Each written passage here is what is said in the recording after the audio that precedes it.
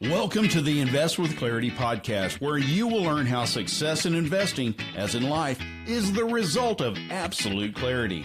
Mark Pearson of Nepsis in Minneapolis, Minnesota, shares his passion for portfolio management and commitment to transparency and communication to allow investors to fully understand what they own and why, bringing them to clarity in their investments. And now, here are your co-hosts, Matt Halloran and Mark Pearson. Hello and welcome to another Invest with Clarity podcast with Chuck and Mark. I am your kind of host, Matt Halloran, but most importantly, we're going to be hearkening back to some wonderful history here, back to a quote that many of you have heard, but you might not know where it comes from, and Chuck's going to give us an explanation of that. But today's podcast's comparison is the thief of all joy. Chuck, take it away. Hey, thanks, Matt. Great to be with everyone once again. And Mark, we got a really good one on our hands today. This is the pinnacle of claritology, and the title, as Matt said, Comparison Right is the Thief of All Joy. That's attributed to former President Theodore Roosevelt. I looked up a little bit about why he was called Teddy. He didn't like that. That's what the opposition party referred to him as. So if there's any Theodore Roosevelt fans out there, I'm not going to call him that. But I think it's a great quote, Mark. It comes right into the wheelhouse of what we do. And it's why we think that benchmarking is an ill-fated concept. We hope someday it's going to be on the ash heap of destruction in this industry. For now, we got to deal with it. So I'm going to do, Mark, a little differently today. I'm going to read a little bit about some things here. I'm going to toss it back to you, and I think we'll have some fun with this. So how does that sound? Sounds like a beautiful plan, Uncle Chuck. Okay, so here we go. We wrote a paper on this actually too, which we're going to republish. So for those of you in our audience, so here we go. If we're honest about it, Mark, there's always going to be someone who's smarter, stronger, richer, better looking, and more successful to each one of us. So here's the thought: constantly reminding ourselves that comparison in any area will only discourage us from moving forward with our own life's goals is a must if one desires to reach a state of clarity. So here's this comment that we wrote, and I want you to talk a little bit about that. Those who have great awareness of their own being, right? Everyone's got a unique talent set. Also, we should be understanding about the pitfalls that we have, and we compare ourselves in anything in life other than our own hopes, dreams, and goals. It's an ill-fated event. So before I get to this article about 35 famous people who were painfully rejected before making it big, I want you to just talk about this concept of benchmarking, why we don't use it, why we don't like it, why we just think, again, it's something that should just be eradicated for our industry, hopefully altogether at some point. Sure. So benchmarking starts fundamentally with the foundational aspect of clarity. And you have to have ultimate clarity to actually use a benchmark. Why do I say that? Because unless you know exactly what you own, you know what's in the benchmark and how the benchmark returns are garnered, you're never going to get an apples to apples comparison in terms of actual benchmark that is appropriate to know what your portfolio is doing. Now, of course, the argument by the client or the investor is, well, if I don't have a benchmark, how do I know whether or not you're doing a good job or not? Exactly. You right? Well, that's easy. Are you on track to reach your financial goals? Are you invested in a manner that is conducive to your tolerance of risk? Do you have a game plan to maximize returns, minimize taxes, and take advantage of financial opportunities? Those are the things that you should be thinking about, not, gee, my portfolio isn't doing as well as the S&P 500 or the NASDAQ. I remember years ago, I don't meet with clients anymore, but I've had a couple of people in my past, clients who I don't believe they're with us. Funny that should be the case anymore. You know, one year when the S&P 500 is up, they do the comparison of the S&P to their portfolio. But the next year, you know, the NASDAQ did a lot better. And somehow they changed the benchmark to the NASDAQ. How come my portfolio is not doing as well as the NASDAQ? In other words, people use benchmarks out of convenience. not out of prudence. Convenience, not prudence. And prudence is very important. That is superb. I don't think I've ever heard you say that, Matt. We got to write that one down. That's another quote that we got to get. Yeah, write it down because I just came up with it. Absolutely. I love that. Well, here's one of the things that I wanted to go over, because I think this is really kind of key. We're going to pivot a little to something that we normally don't do, but there was an article written a few years back, less than a decade ago, but it was 35 famous people who were painfully rejected before making it big. Now, why do I want to talk about them? It's because they did exactly what you just said. They refused to take any type of overly critical comments from an individual before they made it big. They determined how they wanted to control their own destiny and what their life's goals were worth reaching. So let me just do this right now, Mark. I'm going to read these from you here, and I'm going to call this up because this I thought was just right down what we're trying to get across here. So I'm going to give you 5 people. So Walt Disney, he was fired. We know Walt Disney is, right? Walt Disney was fired from the Kansas City Star in 1919 because his editor said he lacked imagination and had no good ideas. You get all of that. Oprah Winfrey was an evening news reporter and got fired because she couldn't sever her emotions from her stories. Now, here's a good one, because I know you spend a good amount of time in Nashville. You certainly know the Grand Ole Opry. After performing at the Grand Ole Opry, Elvis Presley was told he was better off returning to Memphis and driving a truck, which was his former career, by the concert hall manager. 2 more. Thomas Edison secretly conducted experiments while working at Western Union. You're going to love this. After spilling acid that ate through the entire floor, he was fired. He then decided to pursue inventing full-time. And our friend Albert Einstein, right, supposed to be the greatest mind of the 20th century, he didn't speak until he was 4 years old and didn't read until he was 7. He was subsequently expelled from school because of those so-called learning disabilities. So here you go, right? It's the same thing that we're told by the industry that we're in. Every single statement that comes through is a comparison against something. And how many times, Mark, do we have people come and say, well, my 401k did this, or my neighbor did this, or I was told from a friend to buy this stock? They do that because they lack clarity. And I want you to just really drive that point home if you could. Well, I think it's human nature that people inherently want to be in the best position possible. And in order to appease that, they search out information that agrees with their viewpoint. And you may not have the right viewpoint, but if you sit and you listen to people who agree with your viewpoint, it makes you feel better. But that isn't necessarily the right answer. And so clarity functions on multiple levels, meaning having clarity comes from multiple sources. It's the people you surround yourself with. It's allowing yourself to be unbiased about anything. But when it comes to money, people feel 5 times greater pain when they lose money than when they make money. So people don't want to feel that 5 times greater pain. They want to feel good. And so they're constantly trying to find the magic elixir that makes them realize that I'm getting the best return possible on my portfolio. And they focus on that instead of focusing on the quality of the businesses they own. We've trademarked the phrase process before progress. It is the process you adhere to that allows you to progress. The benchmark you should be using is not just around what kind of rate of return you're getting. It is around, am I on track to reach my financial goals? Where are my risks? Where do I have exposure?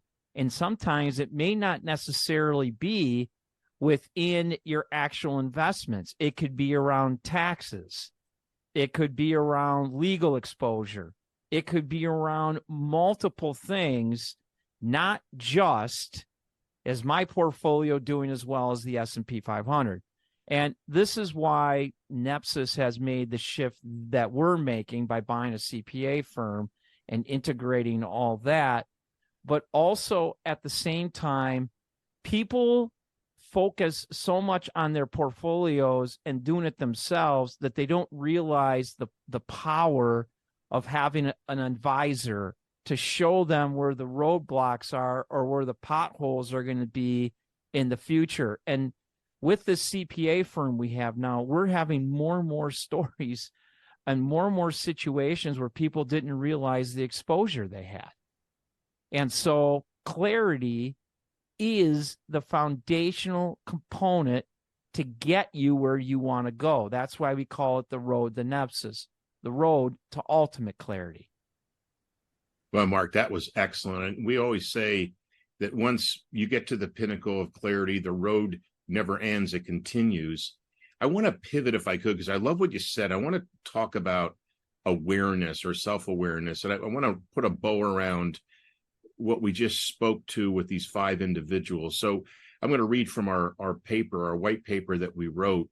Each of these people came from different backgrounds and fields of endeavor, but what each of them had in common was a strong self-awareness that shrugged off the naysayers, which in turn ultimately permitted them to pursue their own goals and dreams, irrespective of what others thought about them.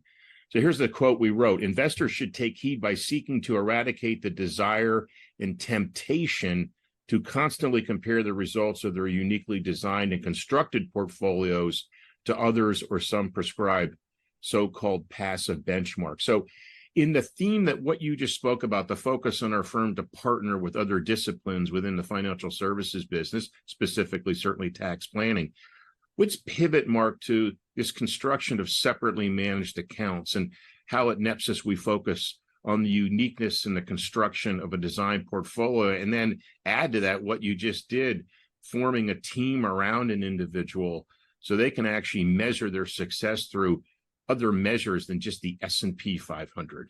So I know that was a big platter to throw at you, my friend, but I know you can handle it. Yeah, thank you. Well, at the end of the day, we, of course, adhere to the separately managed account strategy. And for those that don't know what a separately managed account means, let's take separately, the word separately first. Separately means that your money is not commingled with anyone else's money. It's not in a mutual fund. It's not in an ETF. Why is that advantageous? Well, number one, it allows you to control tax situations. It allows you to pick and choose if you need money, a much more sniper rifle approach to picking where to get the capital you need to accomplish the goals you want to have. And it allows you to manage the overall plan under the auspices of a phrase I've used for years: maximize returns, minimize taxes, and take advantage of financial opportunities. Because at the end of the day, it's just not the rate of return that you get on your portfolio. It is also how little tax you pay. And the job is to pay as little tax as possible, obviously within the realm of the law, but to minimize your taxes as much as possible in the process. And so people will be linear thinkers on how's my portfolio doing to an index, but how a portfolio is doing includes tax mitigation. It includes tax loss harvesting. It includes selling what is best to sell at any given point, contingent upon the situation at that given time. And so a separately managed account, separately means your money is not commingled with others. It gives you greater flexibility and transparency to do that. Managed, separately managed. In the managed part, it is managed professionally, utilizing a buy discipline and a sell discipline. The investment process that we've created here at Nepsis through the philosophy and the strategy of how money should be managed. That is the managed process. And of course, accounts, whether it's an IRA or a non-IRA, you actually may manage those two accounts differently. What if it's a regular regular IRA versus a Roth IRA?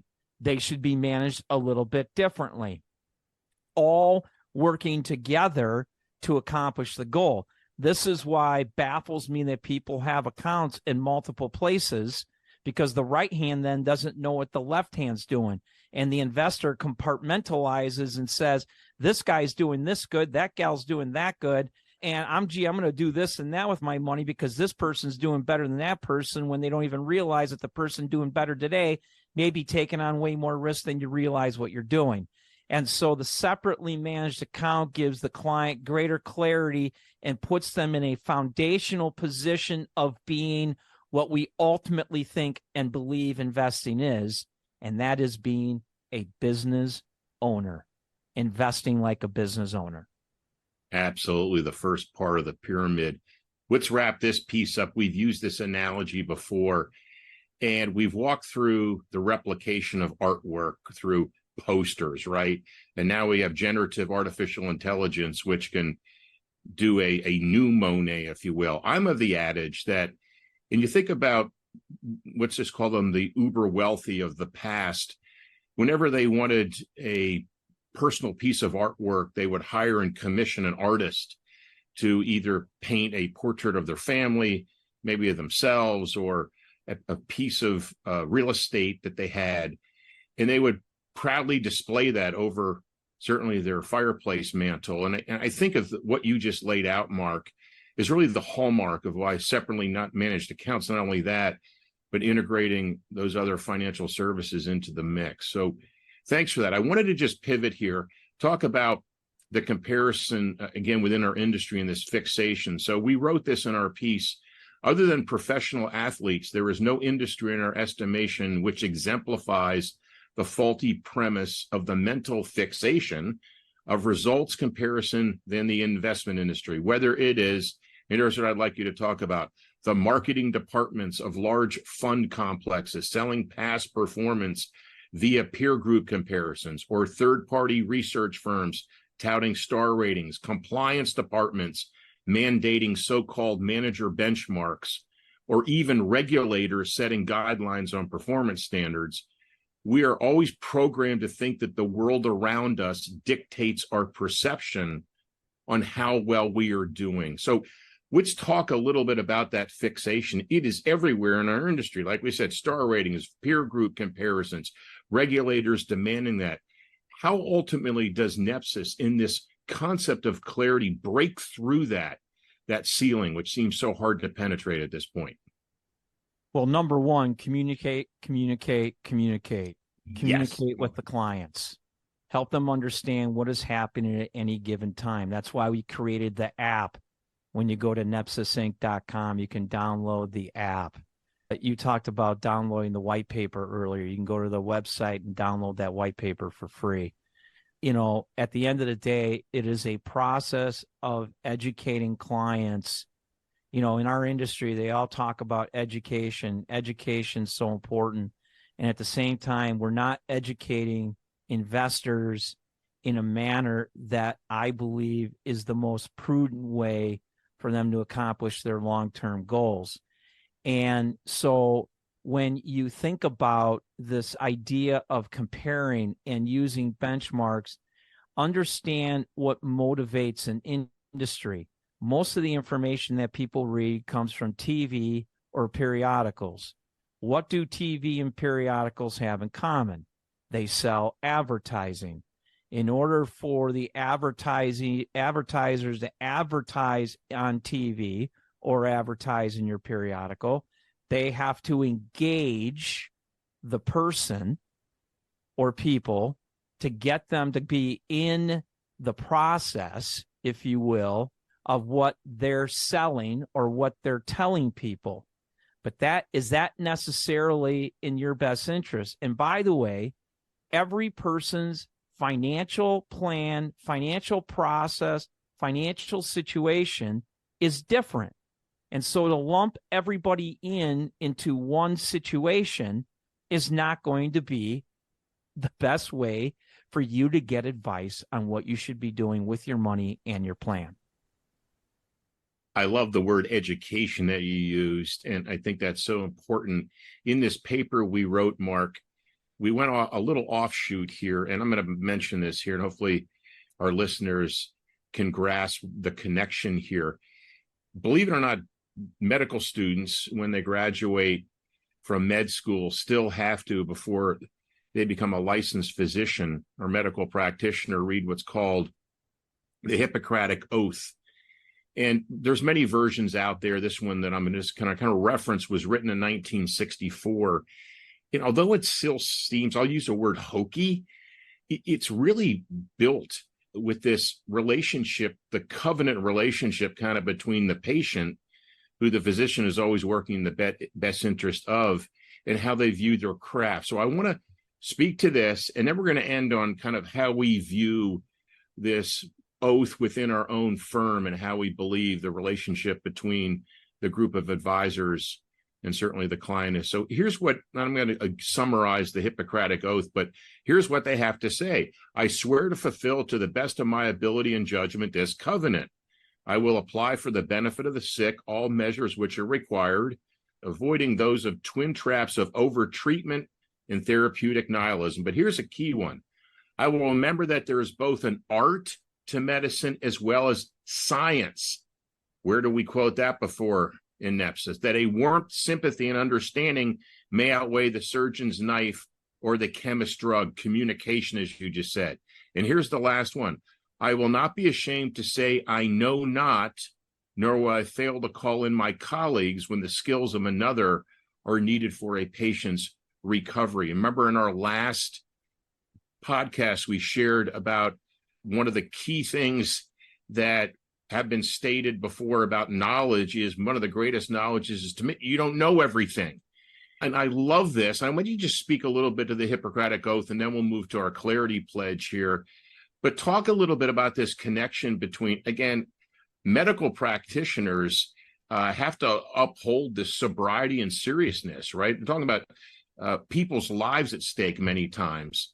Talk a little bit about this and how we view what we do with Nepsis in our relationship kind of to our clients. And again, that team that we compile there when we don't have all the answers. Right. Well, this is one of the reasons why we have been moving in the direction we're moving with the integration of a CPA firm and legal services and all these components, because it allows us to have greater clarity on what the right hand and left hand are doing, not just about the investments, but truly about the entire plan, whether it's an estate plan, whether it is a financial plan, a retirement plan, a giving plan, whatever that may be. And I'm proud about the network of professionals that we use around the country in very specific areas to help people accomplish their goals, because the bottom line is, doesn't matter how big your firm is, doesn't matter what the knowledge is of everybody in your firm, no firm is going to have the answers to every single question. You have to have a network of people that you work with to help you accomplish the entire plan, because there's always new ideas being created. There's always new options that are being created. And it's not just about, gee, is my portfolio doing as well as the S&P 500? But how about, am I paying too much tax? How about, do I have an umbrella in case I have a major catastrophe to protect my assets? Asset protection. Exactly. Right? We talk about the focus of growing our assets. What about the protection of our assets? And so there's many aspects of a plan. There's many aspects of investing with clarity. Investing with clarity is not just about how we manage portfolios, how we invest money. It is about how we invest in the client. And the investment in the client and that process of clarity is what allows us to have a much more encompassing understanding of how someone can ultimately accomplish their goals with the maximization of returns, minimizing of taxes, and taking advantage of financial opportunities to hopefully enhance your ability to accomplish your goals. Super, my friend. So I'm going to end with our clarity pledge. And I just wanted to tell everyone that certainly we don't demand that our clients raise the right hand and say this, but I think that we do ask of them as we go through this process together, that they embrace what I'm going to say here. And I want you to just make some closing remarks after this, Mark, and we'll pass it back to Matt to close us out. So here we go. This is the Clarity Pledge. As an investor, I consider myself an owner of a select group of businesses crafted and tailored to align with my personal goals. As that owner, I pledge to view short-term drops in the prices of my businesses as opportunities to increase my ownership, as opposed to unloading a perfectly sound asset at a discounted price to someone else.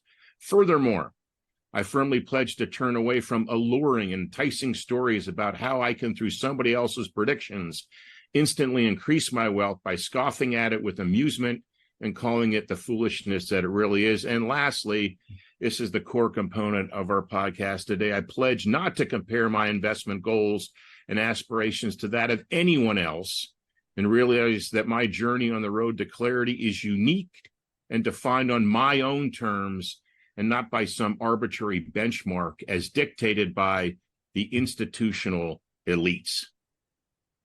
You wanted me to have closing remarks. Bluntly, I don't know that I could say anything better than what that pledge is. That is very kind of you, Mark. And how do you like that, Matt? We end on a note where Mark says, period, sounds good to me. I don't know what just happened, to be really honest. I'm speechless. I know, it's amazing. But it's probably because he wrote the pledge, right? And yes. So, that he was already bought into that whole thing. So there's two things that I want to wrap up with. Number one, I have never heard of another financial services firm that has a pledge. Again, just talk about the differences between working with Nepsis and working with other financial services firm. And just full transparency, I've worked with over 1,000 financial services firms. And that's the first time I've ever really heard of a pledge. The second thing is I love that Mark talked about the specificity of what investing with clarity means. It doesn't just mean knowing what you own and why you own it, but it also means that it is specific. You need to have the clarity. And most importantly, we as your advisors need to have ultimate clarity on what your goals are so we can help you get there. So I thought that was fantastic. I love, Chuck, when you get historical on us. It always makes me very happy. I love when you quote super duper famous, super cool people, and you did that today with Mr. Roosevelt. So for Mark and for Chuck, this is Matt Halloran, and we'll see you on the other side of the mic very soon. The content discussed is for informational purposes only. It is not a solicitation or recommendation for any securities that may be mentioned herein. Advisory services offered through Nepsis Inc., an SEC-registered investment advisor.